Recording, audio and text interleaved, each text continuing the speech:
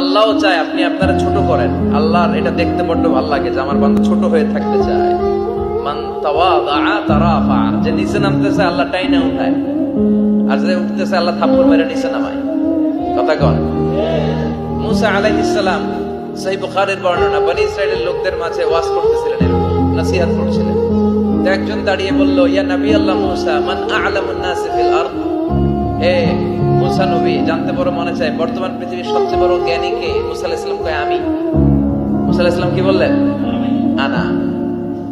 আসলে কথাটা ঠিক। আল্লাহ যখন যে নবীকে পৃথিবীতে পাঠায় তখন তাকে সবচেয়ে বেশি জ্ঞান দিয়ে পাঠায়, সেই হিসেবে ঠিকই উনি সবচেয়ে জ্ঞানী। কিন্তু উনি এইভাবে নিজেকে সবচেয়ে বড় জ্ঞানী বলে দিবে, এটা আল্লাহর পছন্দ হয় না। আল্লাহ চেয়েছিলেন মুসা আলাইহিস সালাম যেন বলে আল্লাহু আ'লাম, আল্লাহই জ্ঞানী। সুবহানাল্লাহ কইবেন না? কিন্তু তা না করে উনি কি করলেন?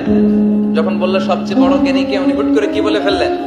আনা, আমি। আল্লাহ এটা পছন্দ করেনি। আল্লাহ ডেকে বললেন, মুসা, ইউ আর অ্যাবসলিউটলি রং, তুমি ভুল করেছো। তুমি সবচেয়ে জ্ঞানী নও, তোমার চেয়ে বড় জ্ঞানী আছে।